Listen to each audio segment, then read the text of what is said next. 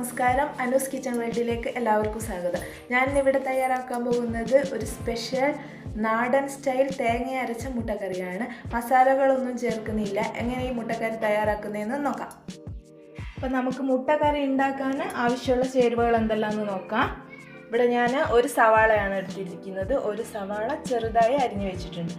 ഒരു വലിയ സവാളയാണ് എടുത്തിരിക്കുന്നത്. ചെറിയ സവാളയാണെങ്കിൽ 2 സവാള വരെ എടുക്കാം. ഒരു 5 പച്ചമുളക് കട്ട് ചെയ്ത് വെച്ചിട്ടുണ്ട്.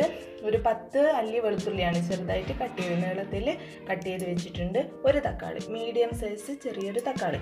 പിന്നെ വേണ്ടതെന്ന് പറഞ്ഞാൽ തേങ്ങ നന്നായിട്ട് അരച്ച് വെച്ച തേങ്ങയാണിത്. പിന്നെ ഒരു 1/4 ടീസ്പൂൺ മഞ്ഞൾപ്പൊടി, 1 ടീസ്പൂൺ മുളക് പൊടി, 1.5 ടീസ്പൂൺ മല്ലിപ്പൊടി എടുത്തിട്ടുണ്ട്. പിന്നെ വേണ്ടതെന്ന് പറഞ്ഞാൽ കുരുമുളക്. നമ്മൾ അധികം മുളക് പൊടി ഇടുന്നില്ല, 1 ടീസ്പൂണേ ഇടുന്നുള്ളൂ. അപ്പോൾ എരിവിന് നിങ്ങൾക്ക് വേണമെങ്കിൽ കൂടുതലായിട്ട് കുരുമുളകോ പച്ചമുളകോ കൂടുതലായിട്ട് ആഡ് ചെയ്യാം. പിന്നെ അത്യാവശ്യം വേണ്ട ഒരു സാധനമാണ് പെരിഞ്ജീരകം. നമ്മൾ മസാല എന്ന് പറയാം, പെരിഞ്ജീരകം മാത്രമേ ഇതിൽ ചേർക്കുന്നുള്ളൂ. വേറൊരു മസാലയും ചേർക്കുന്നില്ല. ചിക്കൻ മസാല ചേർക്കുന്നില്ല, ഗരം മസാല ചേർക്കുന്നില്ല. അപ്പോൾ ഈ പെരിഞ്ജീരകം മാത്രമാണ്. പെരിഞ്ജീരകം വീട്ടിൽ തന്നെ വറുത്ത് പൊടിച്ചെടുത്ത് വെച്ചിരിക്കുന്നതാണ്. പിന്നെ ഞാനിവിടെ 4 മുട്ടയാണ് എടുത്ത് വെച്ചിരിക്കുന്നത്. നിങ്ങൾക്ക് എത്ര മുട്ട വേണോ അത്ര മുട്ട ആഡ് ചെയ്യാം. ഞങ്ങളിവിടെ 2 പേർക്ക് ആയതുകൊണ്ട് 4 മുട്ട മാത്രമാണ് വെച്ചിരിക്കുന്നത്. പിന്നെ ആവശ്യത്തിന് ഉപ്പുമാണ്. അപ്പോൾ നമുക്ക് സ്റ്റാർട്ട് ചെയ്യാം. ഇപ്പോൾ ഒരു പാൻ വെച്ച് അടുപ്പത്ത് വെച്ച് കൊടുത്തിട്ടുണ്ട്. അതിലേക്ക് എണ്ണ ഒഴിച്ച് കൊടുത്തിട്ടുണ്ട്. വെളിച്ചെണ്ണയായിരിക്കും നല്ലത്. ഞാനിപ്പോൾ ഇവിടെ പക്ഷേങ്കിൽ റിഫൈൻഡ് ഓയിലാണ് യൂസ് ചെയ്യുന്നത്. കടുക് നന്നായി പൊട്ടി വന്നിട്ടുണ്ട്. അതിലേക്ക് അരിഞ്ഞു വെച്ച് സവാള, പച്ചമുളക്, വെളുത്തുള്ളി ഇവ ചേർത്ത് കൊടുക്കാം. അപ്പോൾ ഇത് ചേർത്ത് കൊടുത്ത് നന്നായിട്ട് ഇളക്കുക.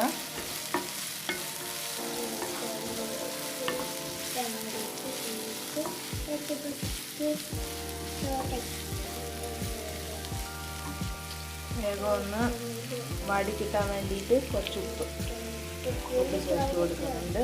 കുറച്ച് ചേർത്ത് കൊടുക്കുക. പിന്നെ ഗ്രേവിക്ക് ആവശ്യം വരുമ്പോൾ പിന്നെ ചേർത്ത് കൊടുക്കാവുന്നതാണ്. അപ്പോൾ ഇതൊന്ന് നന്നായിട്ട് വാടി വരട്ടെ. ഉള്ളി നന്നായിട്ട് വഴണ്ട് വന്നിട്ടുണ്ട്. ഇതിലേക്ക് എടുത്തു വെച്ച മല്ലിപ്പൊടി, മുളക് പൊടി, മഞ്ഞൾപ്പൊടി ചേർത്ത് കൊടുക്കാം. കുറച്ച് പെരിഞ്ജീരകം. ഇപ്പോൾ കുറച്ച് പെരിഞ്ജീരകം മാത്രമേ ഇപ്പോൾ ഇട്ടിട്ടുള്ളൂ. ഇതിൻ്റെ പച്ചമണം ഒന്ന് മാറിക്കിട്ടട്ടെ. ഒരു 2 മിനിറ്റ് കൊണ്ട് പച്ചമണം മാറിക്കിട്ടും. എന്നിട്ട് അതിലേക്ക് ഒരു തക്കാളി, നമ്മൾ കട്ട് ചെയ്ത് വെച്ചിട്ടുള്ള തക്കാളി ഇട്ട് കൊടുക്കാം. തക്കാളി ഇട്ടിട്ട് നന്നായിട്ട് ഇളക്കുക.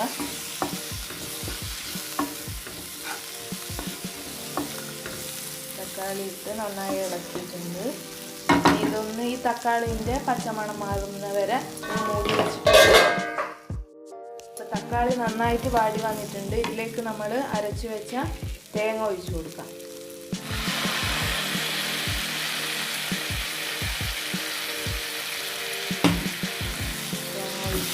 തേങ്ങേൻ്റെ ഒരു പച്ചമണം മാറി ഇത് നല്ല എണ്ണ തെളിഞ്ഞ് വരുന്നവരെ ഒന്ന് വെയിറ്റ് ചെയ്യാം.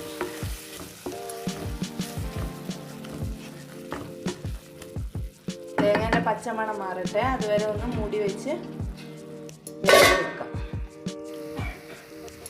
തേങ്ങ ഇപ്പം നന്നായിട്ട് വെന്ത് വന്നിട്ടുണ്ട്. ഇനി ഇതിലേക്ക് വെള്ളം ഒഴിച്ച് ആവശ്യത്തിന് വെള്ളം ഒഴിക്കുക. ആവശ്യത്തിന് വെള്ളം ഒഴിച്ചിട്ട് വേവിക്കുക. നിങ്ങൾക്ക് എത്ര ഗ്രേവി വേണോ അത്രയും വെള്ളം ഒഴിച്ച് വെള്ളം ഒന്ന് നന്നായിട്ട് തിളച്ച് വരണം. ഈ സമയത്ത് ഉപ്പ് നോക്കാം. ഉപ്പ് ആവശ്യമെങ്കിൽ ചേർത്ത് കൊടുക്കാം.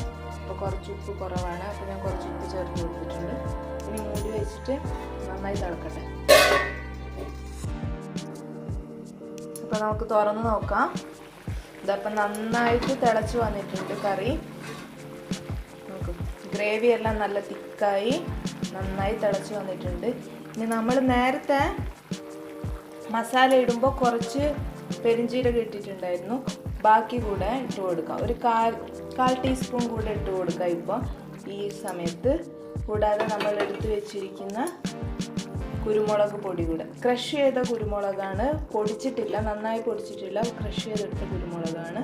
അതും കൂടെ ചേർത്ത് നന്നായിട്ട് ഇളക്കി കൊടുക്കുക. ഇനി അതിലേക്ക് മുട്ട ചേർത്ത് കൊടുക്കാം. നമ്മൾ ഇപ്പോൾ മുട്ട 2 പീസായിട്ടാണ് എടുത്ത് വെച്ചിരിക്കുന്നത്.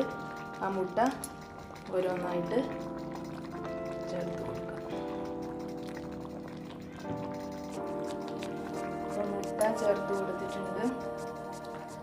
മുട്ട ചേർത്ത് കൊടുത്തതിന് ശേഷം ഒരു മിനിറ്റ് മൂടി വെച്ച് വേവിക്കാം. മുട്ടേൻ്റെ ടേസ്റ്റൊക്കെ കറിയിലേക്ക് ഇറങ്ങി വരാൻ വേണ്ടിയിട്ടാണ്. അപ്പോൾ ഒന്ന് മൂടി വെച്ചിട്ട് വേവിക്കാം. ഇപ്പോൾ നമ്മുടെ മുട്ടക്കറി ഇവിടെ റെഡി ആയിട്ടുണ്ട്. തേങ്ങ അരച്ച് വെച്ച നാടൻ സ്റ്റൈലിലെ മുട്ടക്കറി റെഡി ആയിട്ടുണ്ട്.